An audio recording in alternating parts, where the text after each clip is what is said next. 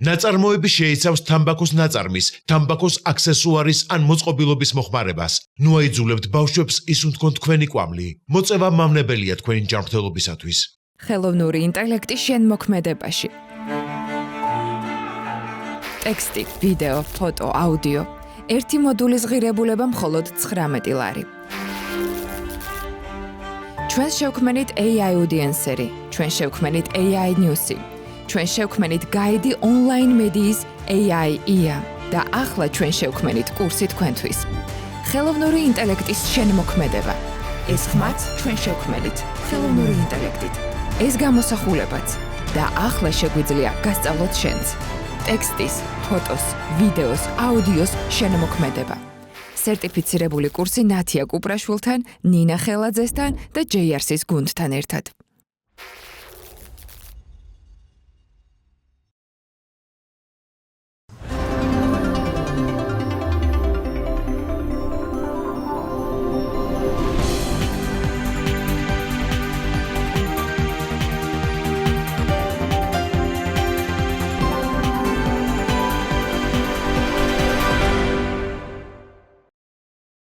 კლიმატის ცვლილებამ მეფუტკრეობაში ახალი პრობლემები გააჩინა. ერთ-ერთია პარაზიტი ტკიპის ტროპელალაფსოსის გამოჩენა.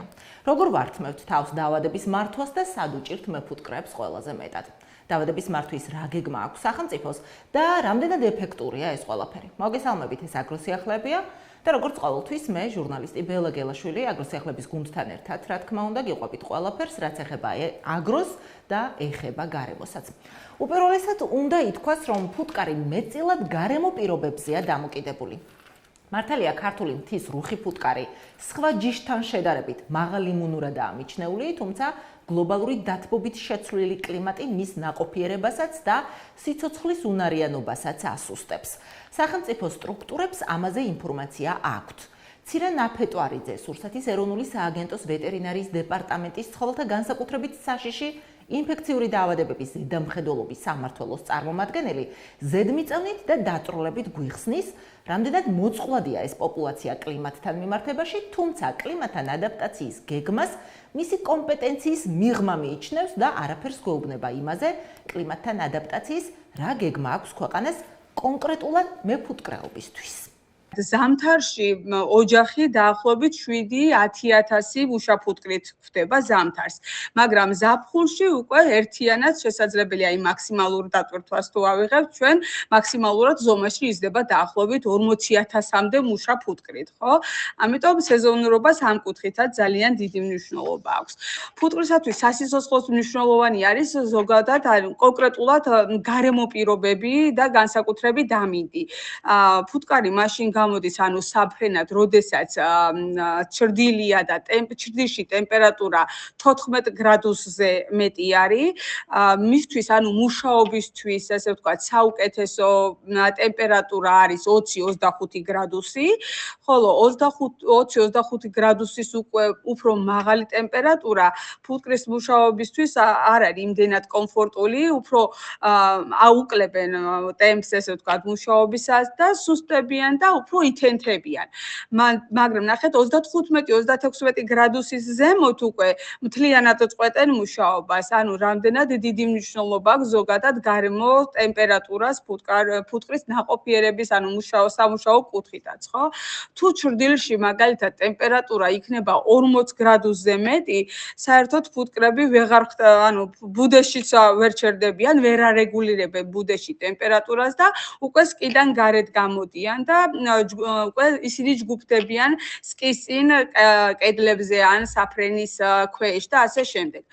ხოლო აი წვიმის შემთხვევაში, მაგალითად, თუ გარეთ არის ტენიანობა მაღალი, ძლიერი წვიმა და მაშინ უკვე უნდა აღინიშნოს ის, რომ საერთოდ გარეთ არ გამოდის ამ დროს ფუტკარი და არ ნაკლებად ფრინავს, ანუ ამ დროს უკვე წვიმებში ტენიანობა დაახლოებით 100%-ზე აღწევს და თვითონ მცენარეების ნექტარიც არ გამოიყოფა, ხო? და როდესაც მაღალი არის არის ჰაერში ზოგადად ტემპერატურა, ყვავილები უკვე წყლით იჟღინთება და უკვე ნექტარიც ირეცხება. ნახეთ როგორი კიდე შეიძლება დავაკავშიროთ ის, რომ რამდენად მნიშვნელოვანი არის, ხო, ფუტკრის ოჯახის გამრავლება, ანუ ბუნებაში არსებულ კანონზომიერებებზე არის და ეს კანონზომიერებებს ემორჩილება და კერძოდ მაგალითად თუ ზამთრის ბოლოს, ანუ ფუტკრის ადრე გაზაფხულზე იწყება უკვე რაოდენობრივი მატება და მოვიყვანეთ ჩვენ ახლა მაგალითი, ხო, ანუ 40,000 მუშა ფუტკრით შეიძლება ერთდროულად შეხვდეს გაზაფხულზე, უკვე ზაფხულში, ვიდრე თქვა ზამთარში 7-10,000-ით, ხო? აი ესეც ადრე გაზაფხულზე მოკლედ ფუტკრების რაოდენობრივი მატება უფრო მეტი არის, ხო? როდესაც ნახეთ ფუტკრების გამრავლება, მცენარეთა ყვავილობისა და ფუტკრის ოჯახების გამრავლება პერიოდს ერთმანეთს ემთხვევა, ხო? თუ ეს პერიოდი არ დაემთხვევა, უკვე საკმაოდ დიდ ზიანს აყენებს ეს როგორც მეფუტკრეობას ეს პროცესი, ასევე თვითონ მემცენარეობასაც. ანუ ბუნება ძალიან მჭიდროდ არის დაკავშირებული, ბუნება ყველაფერს ძალიან დიდი როლი აქვს, ხო? კლიმატურ პირობებს ზოგადად მეფუტკრეობაშიც. არადა სხვა პრობლემებთან ერთად, სწორედ კლიმატის ცვლილებას უკავშირდება ინვაზიური სახეობების გამოჩენა საქართველოში, მაგალითად, როგორიც არის ფაროსანა, ვარვა და ახლა უკვე ტროპელალაფსოსის ტკიპა. უფრო მეტიც, კლიმატის ცვლილება აზარალებს ფლორასაც. მცენარეული საფარიკი ფუტკრისთვის ერთადერთი ბუნებრივი საკვებია. მისი შემცირება ან ხარისხობრივი გაუარესება პირდაპირ პროპორციულად სარკისებურად აისახება ფუტკრის ჯანმრთელობასა და თაფლის წარმოებაზე. საქმე ისაა, რომ კლიმატის ცვლილება მცენარეების ყვავილების სეზონი გადაანაცვლა, წაანაცვლა. ბოლო დროს თაფლოვანი მცენარეების ყვავილობას არასტაბილური ამინდები ემთხვევა და ფუტკარს ნექტრის მოპოვება სულ უფრო უძნელდება. აქტიურდება მცენარეთა და მავნებელ მწერთა ინვაზიური ჯიშებიც. ისინი ადგილობრივ ჯიშებს ანადგურებენ და მის ადგილს იკავებენ. გარდა იმისა, რომ არის ენდემური ჯიშების გადაშენებისა და ბიომრავალფეროვნების დაკარგვის საფრთხე, შემოჭრელ სახეობებს მოყვება ვეტერინარული რისკებიც სხვადასხვა დაავადებების მხრივ. კლიმატური ცვლილებები მარტო ეს არ არის, ანუ პარაზიტების და ცხოველთა სამყაროს ასე ვთქვათ გადაადგილება, მიგრაცია. ეს ასევე შეეხება ფლორას, მცენარეთა სამყაროს. სადაც უკვე შეინიშნება, რომ აი თვითონ ზონალურადაც ტყეების შემწირება, გაუდაბნოებისაგენ სწრაფვა, თვითონ მცენარეების ყვავილობის დრომაც კი გადაიწია. ჩვენ ვაკვირდებით ამ იმას და ვხედავთ უკვე აშკარად, რომ ყოველდღიურად მცენარეების ყვავილობა უკვე ან 2-3 დღით ადრე იწყებენ ყვავილობას. მაგალითად, აკაციის ყვავილობას, რომელიც ერთ-ერთი აკაციის თაფლი, ერთ-ერთი მოთხოვნადი თაფლი არის, თაფლის სახეობა. უკვე სადღაც მაისის დასაწყისში იწყებდა ყვავილობას, უკვე გადმოვიდა თუ აპრილისაკენ ყვავილობა, რასაც უკვე ემთხვევა. არასტაბილური ამინდები და შესაბამისად უკვე მეორე-მესამე წელია ვერ ხერხდება აკაციის თაფლის მიღება მეფუტკრეების მხრიდან. ზოგადად ეს მარტო აკაციასაც არ ეხება, თუნდაც წემლის ყვავილობა, სხვადასხვა ხილის ყვავილობა, ვაშლი იქნება, მსხალი იქნება, და ასევე სხვა თაფლოვანი მცენარეებსაც ასე ვთქვათ. ზოგადად კლიმატი იცვლება. შეიძლება გაჩნდეს ახალი ინვაზიური მცენარეებიც. ანუ შემოვიდეს მცენარეებიც, გავრცელდეს, რომელიც მაგალითად საქართველოს კავკასიისათვის უბრალოდ აბორიგენი არ არის. რომელსაც რა თქმა უნდა თავისი დაავადებებით შემოყვება. ანუ ეს არის სოკოვანი დაავადებების და სხვა სახეობის და რომელიც უკვე მართლაც პრობლემას ქმნის როგორც მეფუტკრეობისათვის, ასევე სოფლის მეურნეობის ნებისმიერი სხვა დარგისათვის. სწორედ ასეა შემოსული საქართველოში ახალი მავნებელი პარაზიტი ტკიპი ტროპელალაფსოსი. პირველად ის საქართველოში შარშან სამეგრელოში, წალენჯიხის მუნიციპალიტეტში, სოფელ ოგბუჯში გამოჩნდა და დასავლეთ საქართველო მოიცვა, თუმცა წელს გაზაფხულზე აღმოსავლეთ საქართველოშიც, დედაქალაქშიც დააფიქსირეს. ეს არის ფუტკრის ახალი დაავადება, პარაზიტული დაავადება, რომელმაც შემოაღწია რუსეთის გავლით, აფხაზეთის უკონტროლო ტერიტორიის გავლით და უკვე სამეგრელოში, იმერეთში, გურიის რეგიონში და უკვე აღმოსავლეთ საქართველოში თბილისის დაფიქსირდა 2025 წლის გაზაფხულზე. ზოგადად არის ტკიპი არ გაჩერდება, ასე რომ ვთქვათ და გადაინაცვლებს ევროპისკენაც და გადაინაცვლებს ძირითადად მისი დაინტერესება იქნება ის თბილი კლიმატური პირობები, რომელიც მას სჭირდება საარსებოდ, ასე რომ ვთქვათ, გარემოში. რა რეაგირება ჰქონდა შეტყობინებას დაქვემდებარებულ ტროპელალაფსოსზე სურსათის ეროვნულ სააგენტოს? მოვუსმინოთ ვეტერინარიის დეპარტამენტის წარმომადგენელს. ადგილზე საფუძვლე მეურნეობის დათვალიერება მოხდა, თვითონ ვიზუალური დათვალიერება, ეპიდემიოლოგიური კვლევა, ასევე ეპიდკვლევა განხორციელდა. შემდეგ უკვე ავიღეთ ასევე ნიმუშები, ადგილზე საველო დიაგნოსტირებას მოვახდინეთ, ავიღეთ ნიმუშები, რომელიც სოფლის სახელმწიფო ლაბორატორიაში მივიტანეთ და იქ გამოკვლეული. გარდა ამისა, იქ ადგილზე მიეცა რეკომენდაციები, დროული დიაგნოსტირება და დროული ღონისძიებების დაწყება, ჩართულობა, ჩვენ დაგვანახა, რომ მართვადი არის დაავადება. თუ ვთქვათ, დაგვიანებული იქნებოდა უკვე აღმოჩენა და ჩართულობა, უკვე ფუტკრის ოჯახი ამ შემთხვევაში უკვე შეიძლება განადგურებულიყო, ვინაიდან ის ვარვასთან შედარებით ვერაგით არის, გაცილებით სწრაფად მრავლდება, გაცილებით სწრაფად მოძრაობს. მაგალითად, აი რო შევადოროთ და გამრავლების კუთხით, ხო? ტროპელალაფსოსის გამომწვევი ტკიპი, ხო, 24 საათში ერთხელ ახდენს კვერცხდებას და ვარვას გამომწვევი ტკიპი 30 საათში ერთხელ. ანუ უკვე ნათლად ჩანს, ხო, რამდენად სწრაფად შეიძლება გამრავლდეს და გარდა ამისა, ნახეთ, უკვე ერთი კვირა ჭირდება იმისთვის, რომ მომწიფდეს, ანუ კვერცხის დადებიდან მომწიფებამდე ერთი კვირა არის საკმარისი.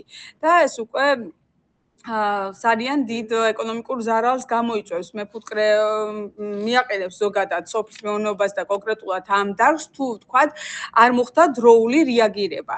ამიტომ ამისათვის მეფუტკრეებმა აქტიურად უნდა ან განსაკუთრებით აი ახლა ამ პერიოდში, ამ ცხელ პერიოდშიც უნდა ხშირად შეიძლება ხშირად უნდა მოახდინოთ თავიანთი საფუძვლე მეურნეობების თითეული მეურნეობაში არსებული თითეული ოჯახის დათვალიერება, ხო? ცირა ნაფეტვარიძე დაავადებასთან დაკავშირებით მეფუტკრის პასუხისმგებლობაზე ამახვილებს ყურადღებას და ფერმერებს უხსნის, რა ტიპის დაავადებაა და როგორ უნდა იცნონ, რა სიმპტომებით უნდა იეჭვონ ტროპის ტკიპა საფუტკრეში. სხვათა შორის, ეს ტკიპა ეტანება მეტაფლე ფუტკარს და ვირუსულ ინფექციური დაავადებების გადამტანიც გახლავთ. დაავადებას, ანუ ახასიათებს ეს ძირითადად არის მეტაფლე ფუტკრის, ანუ მომაკვდინებელი პარაზიტი, რომელიც იკვებება და მრავლდება ფუტკლის ლარვებითა და ანუ ლარვასა და ჭუპრზე, ხო? ნახეთ, დამახასიათებელი კლინიკური ნიშანი ჩვენ შეიძლება შევამჩნიოთ, მაგალითად, საფუტკრე მეურნეობაში, როდესაც შევდივართ, დეფორმირებული ფრთებისა და სხეულის მქონე ფუტკრები, ხო? ანუ სხეულის მთლიანობა დარღვეული. ეს სიმრავლე ესეთი დეფორმირებული სხეულის და ფრთების მქონე ფუტკრებისა და ეს შეიძლება იყოს მიწის წინ, ანუ მიწაზე საფრენის წინ, ასევე გადმოყრილი, ხო? ასევე აგრესიულობა შეიძლება საფუტკრე მეურნეობაში შეინიშნებოდეს პარალელურად. თუმცა, აი მაგალითად, ამ პერიოდში უკვე აქტიურად შესაძლებელია შემჩნევა, თუმცა, აი მაგალითად, ზამთარში, ადრე გაზაფხულზე შესაძლებელი, ანუ ნაკლებად შესამჩნევი იყო, ანუ ეს ტკიპი. ვეტერინარიის დეპარტამენტი ამ მამნებელთან ბრძოლის საუკეთესო საშუალებად მიიჩნევს ირაკლი ჯანაშიას მიგნებას და ფერმერებს ამ პრაქტიკის აქტიურად გამოყენებასაც ურჩევს, თუმცა მეფუტკრეთა გაერთიანებაში მიაჩნიათ, რომ ამ მართლაც ეფექტურ და უნიკალურ მიგნებას სახელმწიფოს მხრიდან სათანადო ყურადღება და მხარდაჭერა არ აქვს. ძალიან კარგი სწრაფი დიაგნოსტირების მეთოდი არის დღეს უკვე საქართველოში ესეთი დამოუკიდებელი ექსპერტი ბატონი ირაკლი ჯანაშია, რომელიც თავად მეფუტკრი არის და ასევე მეფუტკრე ვეტერინარი და მან ესე ვთქვათ გამოცადა და ძალიან მისი წყალობით ხმამაღლა ეს შეიძლება თამამად ვთქვა, რომ სწრაფი დიაგნოსტირების მეთოდი გვაქვს. ჩვენ 352 დადგენილება მევახსენეთ, დანართი ნომერი 12, სადაც ასე ასევე არის გაწერილი ამ კონკრეტულ ტროპილელაპსოსთან პროფილაქტიკურ საკარანტინო ღონისძიებების წესებში, როგორ უნდა მოხდეს დიაგნოსტირება, საველე დიაგნოსტირება მათ შორის და კურნალობა და ასე შემდეგ. თუმცა ეს მეთოდი, რომელიც ახლა ბატონმა ირაკლი ჯანაშიამ დაამკვიდრა, ხო? და გამოცადა მაგალითად იმ წესში არ არის და არის ძალიან სწრაფი საველე ტესტირება, ძალიან მარტივად, როცა აი ეს ასაფხრეწი, ასე ვთქვათ, ეს წრიპები, რომელიც არის ესეთი დასაწებებელი, წებოვანი ლენტები, რომელსაც ასე ძალიან სწრაფი ხელის მოძრაობით დააწებებენ ასე უკვე ჩვეულებრივ ამოღებულ საფუტკრე მეურნეობით, საფუტკრე, ანუ სკიდან ამოღებულ, ესე ვთქვათ, ჩარჩოზე, ჩვეულებრივ გადააწებებენ და ხელის სწრაფი მოძრაობით უკვე მოხდება გადახსნა და დათვალიერება უკვე ხო არ არის, ვთქვათ, ტკიპი მოთავსებული კონკრეტულ სადიაგნოსტიკო, ასე ვთქვათ, ლენტაზე. ყავს პიროვნება ირაკლი ჯანაშია, რომელსაც შეუძლია ამ დაავადებაზე ჩართული იყო თვითონ ამ დაავადების როგორც იდენტიფიკაციაში, ასევე ბრძოლის მეთოდების იმაში. აი არ ვიყენებთ მის ცოდნას, მე ვერ ხედავ მისი ცოდნის გამოყენებას. და მას სჭირდება სახელმწიფოდან მხარდაჭერა აუცილებლად და ასევე სამეცნიერო კვლევითი ცენტრის მეტი ჩართულობა. როგორც სამინისტროს ვეტერინარიის დეპარტამენტის წარმომადგენელი გვეუბნება, შედგენილია ზოგადი წესები, როგორ უნდა მართოს მეფუტკრემ ტროპელალაფსოსის დაავადება, თუმცა თავად მეფუტკრეები ამბობენ, რომ პრაქტიკაში ეს გაიდლაინები ნაკლებად ეფექტური აღმოჩნდა და გადასახედია.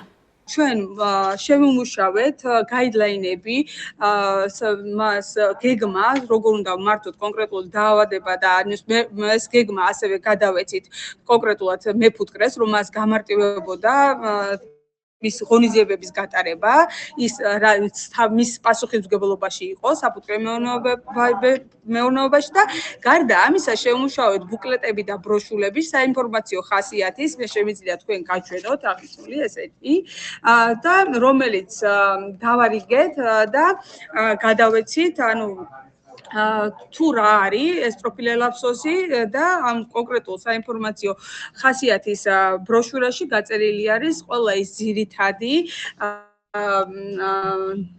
რაც დაავადების მართვაში ეხმარება მას მეფუტკრეს. დრო მაჩვენა და ამ დაავადება რომ მაგალითად ეს რეგულაციები ნაკლებად ეფექტურია სინამდვილეში.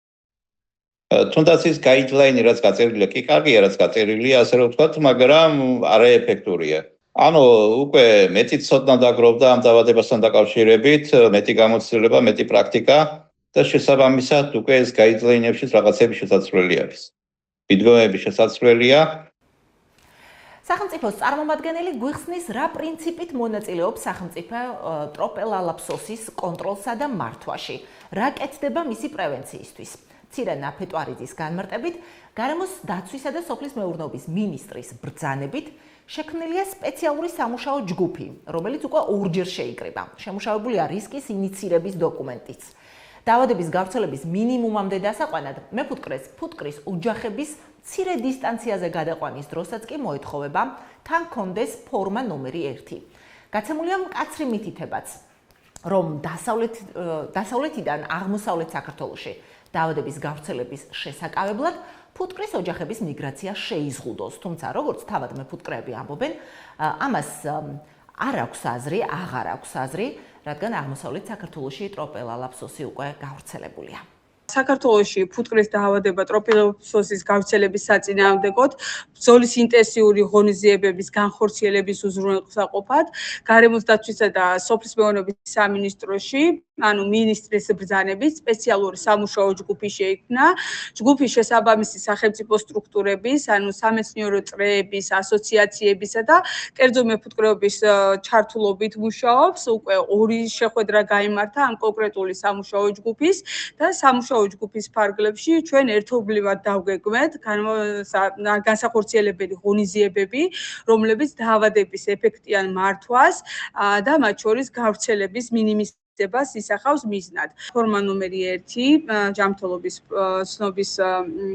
ცნობასთან დაკავშირებით, ასევე ვთხოვ მეფუტკრე ფერმერებს, რომ მიმართონ სურსათის ეროვნულ სააგენტოს აღნიშნულთან დაკავშირებით და მის გარეშე არ მოახდინონ ფუტკრის ოჯახების მთავარობა ქვეყნის მასშტაბით. თუნდაც საფუტკრიდან საფუტკრეში. რისკის ინიცირების დოკუმენტი უკვე შემუშავებულია სურსათის ეროვნული სააგენტოს მხრიდან, კონკრეტულად ამ ტროფილელაფსოსთან დაკავშირებით და რისკის შეფასებას უკვე განახორციელებს სამეცნიერო კვლევითი ცენტრი და ასევე აღმოსავლეთ და დასავლეთ საქართველოს შორის, ანუ აი ეს ხაბარობასთან დაკავშირებით სურსათის ეროვნულმა სააგენტომ ძალიან აქტიურად მოახდინა სააგენტოს თითოეული ინსპექტორის, რეგიონული სამმართველოების წარმომადგენლების ინფორმირება და მითითება არის გაცებული ესეთი, რომ ფუტკრის ოჯახების გადაადგილების დროებითი შეზღუდვა მოხდეს დასავლეთ და აღმოსავლეთ საქართველოს შორის, ვინაიდან არ მოხდეს დასავლეთიდან აღმოსავლეთ საქართველოში კონკრეტული ტკიპის, ასე ვთქვათ, ტკიპის შემოსვლა და დაფიქსირება, ხო? ანუ მაინც რისკების მინიმიზებისთვის არის ეს ყოველივე განხორციელებული, ანუ მინიმალურად რომ მოხდეს, ანუ რისკების დაყვანა, ხო? უკვე აღმოსავლეთ საქართველოში თბილისის დაფიქსირდა 2025 წლის გაზაფხულზე. ზოგადად ეს ტკიპი არ გაჩერდება, ასე რომ ვთქვათ და გადაინაცვლებს ევროპის კენაც და გადაინაცვლებს ძირითადად მისი დაინტერესება იქნება ის თბილი კლიმატური პირობები, რომელიც მას ჭირდება საარსებოდ, ასე რომ ვთქვათ, გარემოში. ზოგადად ეს მოლოდინები გვაქვს, ასე რომ ვთქვათ და სხვა უფროცრულებებსაც ველოდებით ამ კუთხით. დაავადებასთან ბრძოლას ართულებს დაურეგისტრირებელი წვრილი მეფუტკრეების სიმრავლე ქვეყანაში, რომელთა მიკვლევადობა რთულია. ყველა მხარე თანხმდება, რომ ნებისმიერი სტრატეგიის ეფექტიანობისთვის უპირველესი ნაბიჯი მიკვლევადობის უზრუნველყოფა. ამიტომაც 2023 წლიდან ქვეყანაში სავალდებულო გახდა საფუტკრების რეგისტრაცია. თუმცა ფერმერები ამ ვალდებულებას თავს არიდებენ, რეგისტრაციისგან ჯერ კიდევ თავს იკავებენ. ამის მიზეზად ალეკო პაპავა მეფუტკრეების გაუცნობიერებელ არასწორ დამოკიდებულებებს ასახელებს და მეორე მხრივ სახელმწიფოსგან გადადგმულ არასათანადო ნაბიჯებზე ამახვილებს ყურადღებას. პაპავა ამტკიცებს, რომ ფერმერი სახელმწიფოს დღეს არ ენდობა და რეგისტრაციასთან დაკავშირებით ბევრი ეჭვი და შიში ამიტომ აქვს. ზოგადად სახელმწიფომაც რაღაცა არასწორი ნაბიჯების გადაიდგა. იმის მაგალითად, რომ მეფუტკრეებთან მაგალითად დახმარება და რაღაცა აი კანონმდებლობის მთელი მითი მიუძღვნენ, ასე რომ ვთქვათ, რომ გასაგები 2023 წლის 1 იანვრიდან ყველა ვალდებული არის, რომ დარეგისტრირებული იყვნენ თავიანთი საფუტკრები, თუნდაც ერთი ფუტკრის ოჯახი. უბრალოდ ამას ჭირდება კარგი ახსნა განმარტება. რა ვალდებულებები უჩნდება ფერმერებს და შესაბამისად აი ეს რისკების თუნდაც აქვს რაღაცები, ანუ ყველას ეშინია რომ დაბეგრის რაღაცები, რომ ეს არ იბეგრება მაგალითად ამ კუთხით, იმ დეკლარაციების შევსების აქაც უკვე დახმარებები ჭირდება მეფუტკრეებს, გამიგეთ ახსნა განმარტებით, არ არის ეს, ასე რომ ვთქვათ, ის რაც არიციან, ასე რომ ვთქვათ, აშინებთ. მეფუტკრეებს და ფერმერებს ზოგადად. 2023 წლის 1 იანვრიდან ქვეყანაში ოფიციალური ვალდებულება არის მეფუტკრეებისა, რომ მოახდინონ საკუთარი საფუტკრე მეურნეობების რეგისტრაცია, იდენტიფიკაცია ეროვნულ სისტემაში, ანუ ნაეცის სისტემაში ხდება მისი რეგისტრაცია, რომელსაც ახორციელებს სურსათის ეროვნული სააგენტო და დღეს მდგომარეობით მიმდინარე პროცესი არის და დღეს მდგომარეობით დაახლოებით 1400-მდე მეფუტკრე ფერმერი არის უკვე რეგისტრირებული და სადღაც 55,000-მდე უკვე სკარის. აღნიშნულ პროცესში ძალიან ეხმარება ასევე სააგენტოს მეფუტკრეთა ასოციაციებიც და მათი ერთობლივი თანამშრომლობით.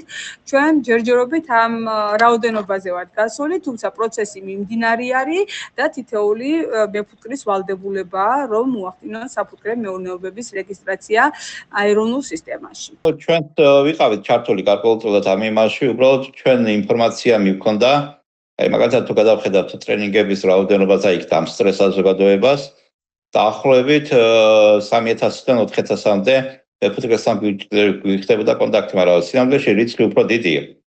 ასე რომ ვთქვათ და ეს არის მხოლოდ მე-13 იმ მეფუტკრეების ნაწილის. და შესაბამისად ყველასა უნდა იქნეს უნდა მიტანილი და ყველასა უნდა ჩატარდეს უნდა ეს გათვითცნობიერების ახსნა განმარტებითი სამუშაოები, ასე რომ ვთქვათ, თუ რას მოიცავს ეს ყველაფერი. მარტო ტელეფონზე დარეკვა და მუქარა რომ ბატონო თქვენ ამას არ გააკეთებთ და ჯარიმა მოგვიგდით, ეს პირიქით აშინებს. და ეს გამორიცხულია, ასე რომ ვთქვათ, სხვა მიდგომები არის საჭირო. სახელმწიფო ამ შემთხვევაში დაიკავოს უნდა მრჩეველის როლი და ის უნდა იყოს უნდა დაინტერესებული, რომ რაც შეიძლება დობა უნდა იყოს უნდა უფრო მეტი, ასე რომ ვთქვათ, ფერმერსა და სახელმწიფოს შორის, რომ ფერმერი თამამად ჩაერთოს ამ პროცესებში. მეფუტკრეთა გაერთიანება ტროპელალაფსოსის მართვაში სახელმწიფოს მუშაობის ტემპს არასაკმარისად აფასებს. ბიზნეს გაერთიანება პროცესში ადგილობრივი მთავრობის ჩართვის აუცილებლობასაც ხედავს. მათივე მტკიცებით, შესაქმნელია სწრაფი რეაგირების ჯგუფებიც. სახელმწიფო და დაგვეხმაროს უნდა ფერმერებთან ურთიერთობაში. ჩვენ კი გვაქვს სოციალური სივრცეები, ტრენინგები, შეხვედრები მეფუტკრეთა, მაგრამ არასაკმარისია. აქ აუცილებელი არის ჩართულობა უკვე სოფლის გამგებლების და რწმუნებულების და მუნიციპალიტეტის დონეზე, რომ ყველა მეფუტკრე ფერმერთან მივიდეს ხმა და ის საფრთხე და ის რისკების შესახებ თუნდაც რაც მათ ელოდებათ. ანუ ამ თემასთან დაკავშირებით ჩვენ გვქონდა სამინისტროში შეხვედრა, უკვე ორი შეხვედრა ჩატარდა 2025 წელს. ზუსტად ამ ტროპელალაფსოსის თემიდან გამომდინარე. და თქვით რომ უნდა შეიქმნა სამუშაო ჯგუფები.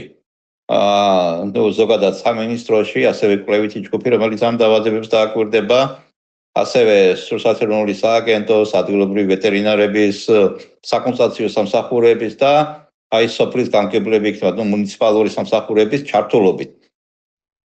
იმიტომ რომ უნდა შეიქმნას რაღაცა ერთიანი ბაზა.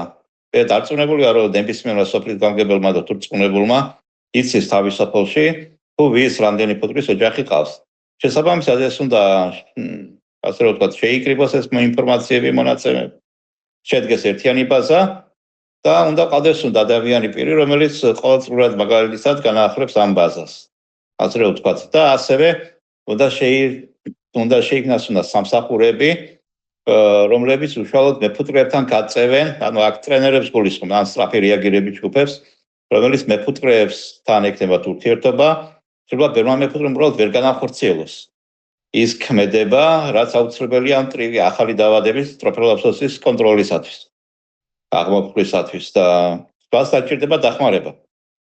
და შესაბამისად აი სწრაფი რეაგირების ჯგუფები, თვითონ მეფუტკრეებიდან ჩამოყალიბებული, ვისაც უკვე ამ დაავადებასთან შეხება ჰქონდათ, შესაბამისად მათგან უნდა გაეწიოთ უნდა დახმარება. ტროპელალაფსოსის აღმოჩენის შემდეგ შესაძლებელია რამდენიმე სცენარის განვითარება. დაავადების შესაკავებლად ერთ-ერთი გზა კარანტინის დაწესებაა, რომელსაც მეფუტკრეთა გაერთიანება ნაკლებად ემხრობა. ალეკო პაპავა კარანტინის საწინააღმდეგო არგუმენტად ავსტრალიაში ვარვას ტკიპის გავრცელების შემთხვევას ასახელებს. მეფუტკრეთა გაერთიანების თავმჯდომარე მეფუტკრეთა სწავლების ტემპის და სიხშირის ზრდას ითხოვს და დარწმუნებულია, რომ შედეგი ამას უფრო ექნება. ტროპელალაფსოსის დაფიქსირების შემთხვევაში საფუტკრე მეურნეობაში შესაძლებელი არის მკურნალობა, ანუ დედაფუტკრის დამწყვრევით და ასევე თუ ვთქვათ თვითონ თავად მეფუტკრის სააგენტოს რჩევით, ანუ ვეტერინარის რჩევითა და მეფუტკრის თანხმობით, ასევე შესაძლებელი არის ფუტკრის ოჯახის მოკვლა, ეს უკვე ქვეყანაში მოქმედი ნორმატიული აქტების შესაბამისად არის გაწერილი 352 დადგენილების დანარჩ 12-ში, რომელიც არის ტროპელალაფსოსთან ბრძოლის პროფილაქტიკურ საკარანტინო ღონისძიებათა წესი და ეს ნორმატიული აქტი შექმნილი არის ევრორეგულაციის, ცხოველთა ჯანმრთელობის დაცვის მსოფლიო ორგანიზაციისა და სხვადასხვა ქვეყნების, ესპანეთის, გერმანიის, ბულგარეთის ნორმატიული აქტების მაგალითზე და მორგებული არის ჩვენ ქვეყანაზე და ანუ ამ შემთხვევაში ანუ უკვე შეთავაზებული არის ასევე ჩვენს კონკრეტულ დადგენილებაში მკურნალობის ღონისძიებები როგორ უნდა განხორციელდეს, რამოდენიმე ვარიანტია და რომელიც უკვე მისაღები იქნება იმ კონკრეტული შემთხვევისთვის ხაორციელდება უკვე ეს ღონისძიებები, ხო? აი სახელმწიფომ შეიძლება მიმართოს ის რაც გაწერილი აქვს კანონით კარანტინს მაგალითად. არა და ეს კარანტინი რომელიმე რეგიონში კარანტინს? ნუ შარშანი იყო რეგიონში, მაგრამ ეს კარანტინის შედეგს არ გამოიტანს. შედეგს არ გამოიტანს იქიდან გამომდინარე, რომ ეს არის ტკიპი, ანუ ფუტკარი უბრალოდ და შეუძლებელია ხა ეს ერთადღაც დააბადა რაღაცა მოხდეს არა. ეს არის მთელი საზღვრები, მაგალითად ავსტრალიის მაგალითს მოვიღოთ. ავსტრალიაში მაგალითად ვაროას ტკიპი არის შესული, მაგრამ შევიდა 2023 წელს, შექმნეს 25 კილომეტრიანი, 75 კილომეტრიანი ბუფერული ზონები, რა ვერ აღკვეთეს მისი გავრცელება და დაიწყეს უკვე მეფუტკრეების სწავლება, თუ როგორ მართონ ეს ტკიპი. შესაბამისად, იგივე არის თვითონ გასაკეთებელი каранტინის შედეგს ვერ მოიტანს. პირიქით, აქ არის მეტი ინფორმირებულობა საჭირო. თქვენ თვლით, რომ ინტენსიური სწავლებები არის გასაძლიერებელია მოკლედ სწავლებები. დიახ, სწავლებები სუსტად და ინფორმაციის მიტანა, სწორი ინფორმაციის მიტანა, თუ როგორ უნდა მართოს მეფუტკრემ ეს დაავადება. ეს ყველგან გავრცელდება. ეს მარტო საქართველოს კიდევ არ გაჩერდება, ეს დაიძრება ევროპისაკენ და გაივლის იმ გზას, რაც თავის დროზე გაიარა ვაროამ და ვარო უკვე ყველა მსოფლიოს ყველა კონტინენტზე ხდება ანტარქტიდის გარდა, რა თქმა უნდა. ხონდა ესეც იგივე არის, იგივე გზას გადის ასე რომ. და ისუთაც ეს გამოიწვია კლიმატის ცვლილებებმა. ანუ დათბობამ, ასე რომ ვთქვათ, ჩრდილოეთისაკენ უფრო მეტი დათბობა ხდება და ტროპიკული ქვეყნებიდან უკვე ცოცხალი ბუნება, მიკროორგანიზმები, ცოცხალი დიდი ორგანიზმები უკვე დაიძრდნენ. ასე რომ ვთქვათ, მათი პროსტატელი გარემო პირობებისაკენ. ბატონო ალეკო, აი საქართველოში ზოგადად უკვე ჩვენ იმდენი გამოცდილება და იმდენი პრაქტიკა დაგვიგროვდა, რომ შეგვიძლია ამ დაავადების მართვა, თუმცა ეს მაინც საყურადღებოა. ანუ მე მაინც გამოდივარ იქიდან, რომ მეფუტკრეების უდიდესი ნაწილი საქართველოში არსებული მეფუტკრეები არის მცირე საფუტკრეები, რომელსაც ის ცოდნა არ აქვს, რაც ამ ტროპელაპსთან დაკავშირებით უნდა ჰქონდეთ უნდა. ანუ მათ გაუჭირდებათ ამ დაავადების იდენტიფიკაცია, აღმოჩენა. და შესაბამისად მათ აჭირდებათ დახმარება და ასეთ მეფუტკრეები ძალიან ბევრი ყავს, 60%-ზე მეტი არის. და შესაბამისად პირველი საფრთხე ემუქრება მათ საფუტკრეებს. იმიტომ რომ სადაც პროფესიონალი მეფუტკრე არის ის აღმოაჩენს ამ დაავადებას და ყურადღებას მიაქცევს, იქ სადაც მართლაც ფუტკარი ყავს უბრალოდ და უყვარს ესე იგი ასე ვთქვათ, მისთვის ხობია ასე ვთქვათ, ფუტკრის ყოლა და ესე იგი მას გაუჭირდება ამ დაავადების აღმოჩენა და შესაბამისად რისკები უკვე დიდი არის, რომ ქვეყანამ ამ ფუტკრის ოჯახების რაოდენობიდან მიიღოს არალი. რასაც მე წლები დაჭირდება. ექსტენციის სურსათის ეროვნული სააგენტოს ვეტერინარის დეპარტამენტი ამბობს, რომ დაავადების მართვაში ექსტენციის ცენტრები აქტიურად არიან ჩართულნი. თუმცა მეფუტკრეთა გაერთიანებაში გვითხრეს, რომ არაერთი რეგიონია ქვეყანაში, სადაც სახელმწიფო ექსტენციის ცენტრი საერთოდ არ მუშაობს. შესაბამისად, იქაური მეფუტკრე კიდევ უფრო მარტო და დაუცველია ამ საკმაოდ ვერაგი მავნებლის წინაშე. პაპავა სპეციალური კვლევითი ჯგუფის შექმნის აუცილებლობაზე ამახვილებს ყურადღებას და ასევე საუბრობს სამეცნიერო კვლევითი ცენტრის გააქტიურების აუცილებლობაზეც. მოგეხსენებათ, რომ სურსათის ეროვნულ სააგენტო მთელი ქვეყნის მასშტაბით 12-ვე რეგიონში აქვს 65 მუნიციპალიტეტში ოფისი, სადაც არის სახელმწიფო ვეტერინარი ინსპექტორები და მოკლედ ამ ოფისებში შესაძლებელია გააკეთოს პირდაპირ განცხადება, ან თუნდაც ხელხაზზე დაარეკოს 15:05-ზე, ან სამინისტროს ხელხაზზე შევიდეს ინფორმაცია 247-01-01 არის და აღნიშნული შესახებ მან უნდა დატოვოს ინფორმაცია, რომ დაუყოვნებლივ შემდგომ უკვე გადმოეცეს უკვე შეტყობინება შემოვიდეს სააგენტოში და სააგენტომ უკვე იმოქმედოს მოქმედი ნორმატიული აქტების შესაბამისად. ექსტენციის ცენტრებიდან უკვე ზოგიერთი არის მაგალითად ჩვენი მეფუტკრეების წარმომადგენელი და ჩვენი ტრენერები, რომლებიც მართლამსადებიან, მაგრამ არის რეგიონები, სადაც ამ შემთხვევაში სრული ვაკუუმი გვაქვს. და შესაბამისად, გჭირდება რა გაწესებულა. აი მაგალითად კარგი იყო ფაროსანაფიცოლი რო იყო, იქაც შტაბი იყო შექმნილი, სადაც მეფუტკრეები იყვნენ ჩართულები. წელს ეს სამუშაოების რატომღაც გაჩერდა, ასე რომ ვთქვათ, ფაროსანაფიცოლა მიმდინარეობს, მაგრამ მეფუტკრეები ჩართულობაზე არაფერი არ მესმის ამ კუთხიდან გამომდინარე. ანუ აუცილებელი არის ისე და ისე საქმის დაკავება პროფესიონალებთან. და არა რაღაცა რაღაც მოკრებილი ხალხიდან და რაღაცებიდან, ანუ რეალურად ვისაც ჰქონდა შეხება ამ დაავადებასთან, აი მასთან უნდა დაიჭირონ უნდა. აქ აუცილებელი არის კვლევითი ჯგუფის შექმნა, რომელიც ამ დაავადების გამოკვლევა საქართველოს აქვს ამის საშუალება, მაგრამ ასევე სამეცნიერო კვლევითი ცენტრის მეტი ჩართულობა.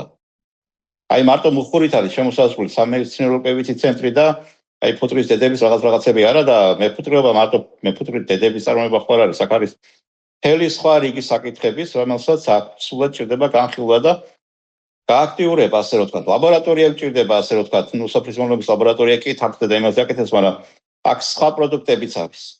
კი ბატონო. და აქაც გჭირდება უკვე მეტი ცოდნა და მეტი ისე იგი, ასე რომ ვთქვათ, ამ კუთხით. კრებითი ცენტრის მეტი ჩართულობა, კრებითი ჯგუფის მეტი ჩართულობა და იმ ინტელექტუალურ რესურსის გამოყენება, რომელიც საქართველოს გააჩნია და საბედნიეროდ გვაქვს საქართველოში ეს ინტელექტუალური რესურსი გაგვაჩნია. მეფუტკრეთა გაერთიანების შეფასებით კლიმატის ცვლილებაზე მეფუტკრეობის და ზოგადად მთელი ქვეყნის ადაპტაციის ტემპი უკიდურესად ნელია. არადა მისივე თქმით, ალეკო პაპავას განმარტებით, დრო არ ითმეს და გარემოსდაცვითი გეგმის კლიმატური კომპონენტი მეფუტკრეობის საჭიროებებსაც უნდა ითვალისწინებდეს. თუმცა, როგორც მეფუტკრეთა გაერთიანების თავმჯდომარე გვეუბნება, ჯერ მსგავს ვერაფერს ხედავს. ის ჩვენთან საუბარში ყურადღებას ამახვილებს ფუტკრის უმთავრეს როლზე სოფლის მეურნეობის მოსავლიანობისთვის და შესაბამისად სასურსათო უსაფრთხოებისთვის, ასე რომ ფუტკრის ოჯახების დაცემა, რაც სრულიად რეალურია ტროპელალაფსოსის უმართავობის შემთხვევაში, მხოლოდ მეფუტკრეებს არ დააზარალებს, ის მთელი აგროსექტორის და შემდეგ უკვე ქვეყნის პრობლემა გახდება. პრობლემად სახელდება ისიც, რომ ზოგადად გლობალურ დათბობაზე ადაპტაციის სახელმწიფო გეგმა კერძო სექტორისთვის, ამ შემთხვევაში მეფუტკრეებისთვის ბუნდოვანია, ან საერთოდ უცნობია. მაგალითად, ალეკო პაპავას ჯერ კიდევ არ აქვს პასუხი კითხვაზე. რას გეგმავს სახელმწიფო იმასთან დაკავშირებით, რომ გლობალური დათბობის შედეგად მყინვარების ინტენსიური დნობით ქვეყანაში მტკნარი წყლის დეფიციტი შეიქმნება. ფუტკრის ოჯახების რაოდენობა თუნდაც ამ დაავადებიდან გამომდინარე, მოსალოდნელია რომ შემცირდეს და აუცილებელი არის ჩართულობა, სახელმწიფო ჩართულობა. სახელმწიფო უნდა გაითვალისწინოს ის, რომ მეფუტკრეებიდან მას დაახლოებით 90-100 მილიონამდე შემოსავალი აქვს. ისე რომ ეს პირდაპირ არ აისახება მეფუტკრეობაზე და შესაბამისად ამ თანხების თუნდაც 1% უნდა მიმართოს უნდა დარგის განვითარებისათვის და მეფუტკრეობა მარტო მეფუტკრეობის დარგი არ არის კონკრეტულად ეს მეფუტკრეობის დარგი ეხება სოფლის მეურნეობის ნებისმიერ დარგს. ეს იქნება მეხილეობა, მემინდვრეობა, მეცხოველეობა, მეფრინველეობა თუ ასე შემდეგ. თუ ზოგადად ეს თემები აუცილებლად გასათვალისწინებელი აქვთ. და მეორე, ფუტკრის ოჯახების რაოდენობა.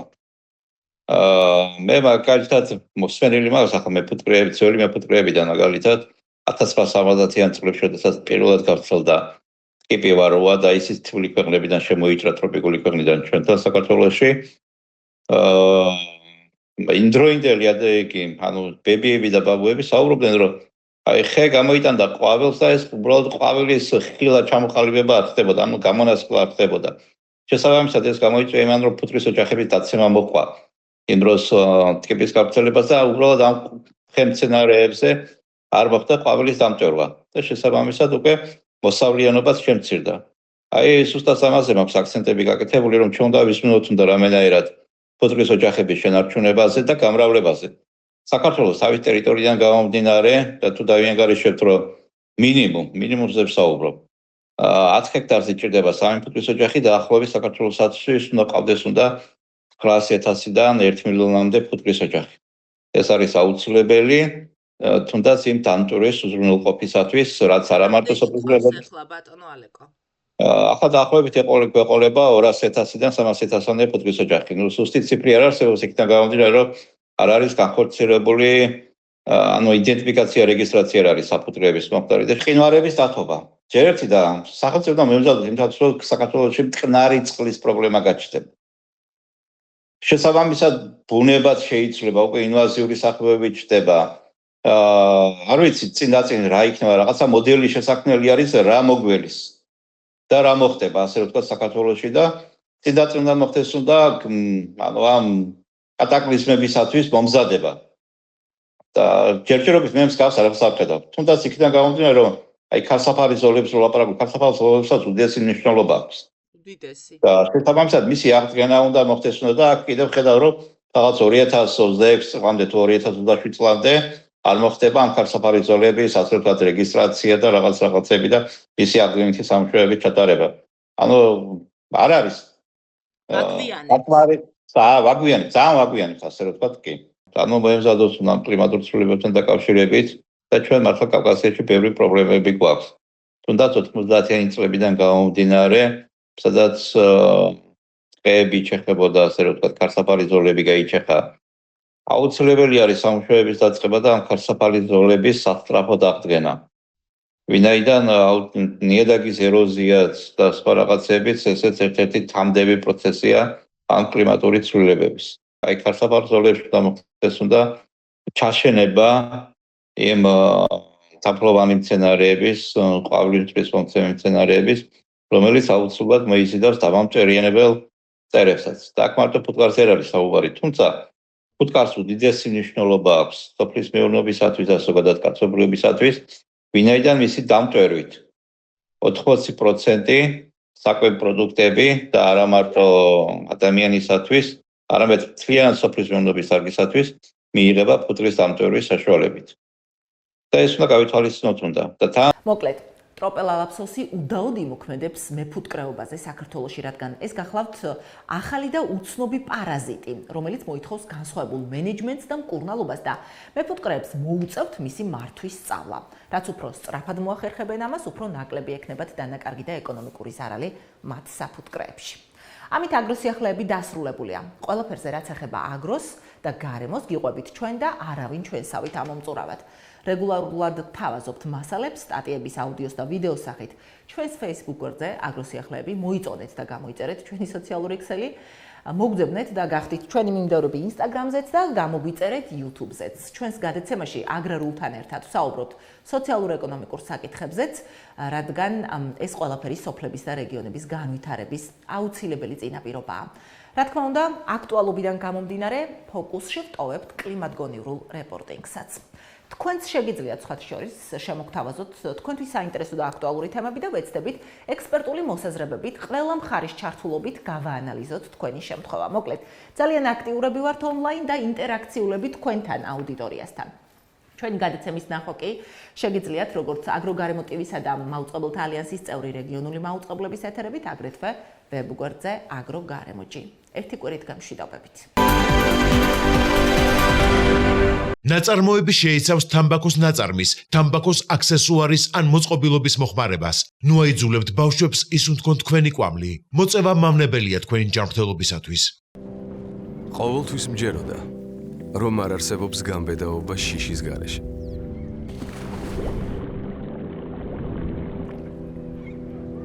და რომ სიცოცხლე უსასრულო აღმოჩენა.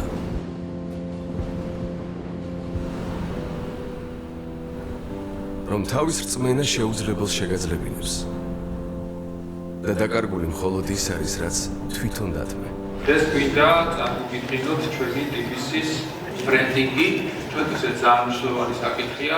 თავარია გჯეროდეს TBC ახალი მანიფესტით. თავარი სათქმელი წარსდგა. TBC-ის გენერალური დირექტორის თქმით, გზავნილი განვითარების იმ ისტორიას, ფასეულობებს აერთიანებს, რომლებიც მეოთხე ათწლეულია ბრენდს განვითარების მნიშვნელოვან ეტაპზე ამოძრავებს.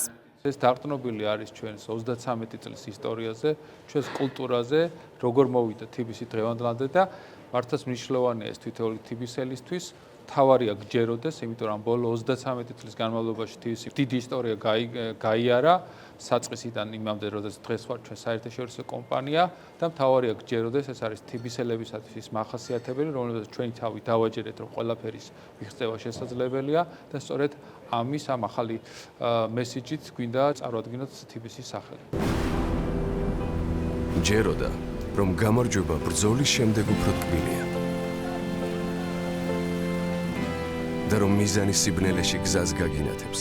ყველაფერს, რა თქმა უნდა, ვაკეთებთ იმაზე დაყრდნობით, რომ პირველ რიგში გვჯერა საკუთარი თავის, გვჯერა ჩვენი შესაძლებლობების, მაგრამ არ არის ეს მხოლოდ და მხოლოდ ის, რომ ჩვენ გუნდში გვჯერა ეს ყველაფერი, არამედ, რა თქმა უნდა, ჩვენ გვჯერა სხვა ადამიანების შესაძლებლობების და ამის მაგალითები თუ როგორ შეუძლიათ სხვებსაც გამოიყენონ შესაძლებლობები და მიაღწიონ თავის მიზნებს, ბევრი გვინახავს ჩვენი ისტორიის განმავლობაში. რაც ერთი შეხედვით შეუძლებელი ჩანს, საბოლოოდ შესაძლებელი შეიძლება აღმოჩნდეს. სწორედ ეს გამოცდილება გახდა ბრენდისთვის განვითარების ახალ ეტაპზე გადასვლის მოტივაცია. საკუთარი წარმატების მაგალითით, შთაგონება სტიმული გამხდარიყო ადამიანებისთვის და ახალი სათქმელი ეთქვა. ბრენდის მთავარი სათქმელი არის მთავარია გჯეროდეს. რომლის უკანაც დგას ძალიან დიდი ისტორია და ძალიან ბევრი ნაბიჯი, რომელიც ამ ბრენდმა დროის განმავლობაში მომხმარებელთან ერთად გაიარა. ბევრი სხვადასხვა გზავნილი გვქონია ჩვენი 33 წლიანი ისტორიის მანძილზე, სხვადასხვა თემატურ და კონტექსტ მორგებულ ამბებს უყვებოდით მომხმარებლებს ყოველთვის, თუმცა დღეს გვჯერა შინაგანი რწმენა გვაქვს იმის, რომ ჩვენ უკვე შეგვიძლია მომხმარებლებს მივცეთ იმის თავდაჯერება ჩვენი მაგალითით და ჩვენი განვლილი გზის მაგალითით, რომ მათ ირწმუნონ საკუთარი თავის, ირწმუნონ საკუთარი შესაძლებლობების და ამაზე დაყრდნობით მიაღწიონ თავიანთ მიზნებს, გადადგან ისეთი ნაბიჯები, რომლებიც ჯერჯერობით არ გადაუდგიათ, გადალახვენ შიში, იყვნენ გამბედავები და შესაბამისად აისრულონ ოცნებები, მიზნები, რომელიც ცხოვრების განმავლობაში მათ აქვთ. ჯეროდა რომ სიტამამებს სწორი გეზი უნდა გვიჩვენოს.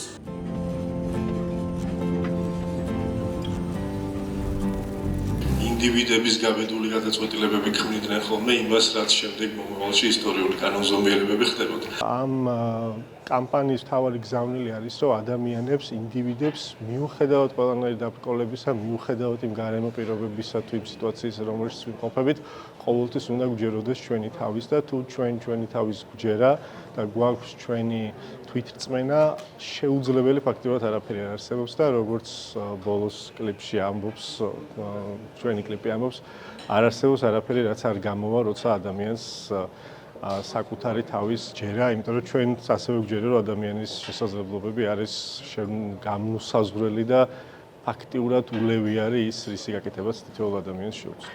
გამარჯობა, შენ, ვინც არ უნდა იყო, აქ ახლა, სულ შენთანაა. ეს არის გზავნილები, რომლითაც TBC 3 წელზე მეტია ურთიერთობს მომხმარებლებთან, პარტნიორებთან.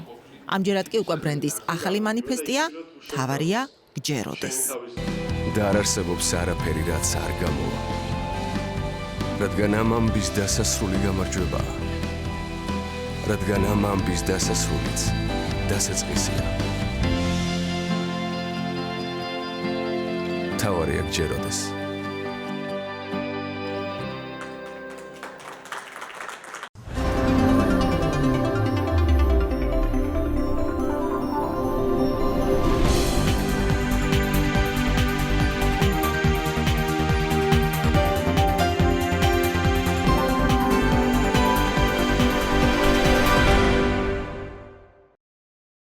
ხელოვნური ინტელექტი შენმოქმედებაში. ტექსტი, ვიდეო, ფოტო, აუდიო. ერთი მოდულის ღირებულება მხოლოდ 19 ლარი. ჩვენ შევქმნით AI audience-ერი, ჩვენ შევქმნით AI News-ი, ჩვენ შევქმნით გაიდი ონლაინ მედიის AI IA და ახლა ჩვენ შევქმნით კურსი თქვენთვის. ხელოვნური ინტელექტის შენმოქმედება. ეს ხმაც ჩვენ შევქმნით ხელოვნური ინტელექტით. ეს გამოსახულებაც და ახლა შეგვიძლია გასწავლოთ შენც.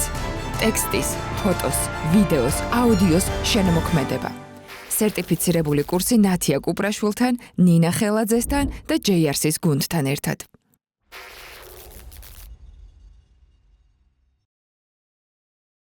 ნაწარმოები შეიცავს თამბაქოს ნაწარმის, თამბაქოს აქსესუარის ან მოწყობილობის მოხმარებას. ნუ აიძულებთ ბავშვებს ისუნთქონ თქვენი კვამლი. მოწევა მავნებელია თქვენი ჯანმრთელობისათვის.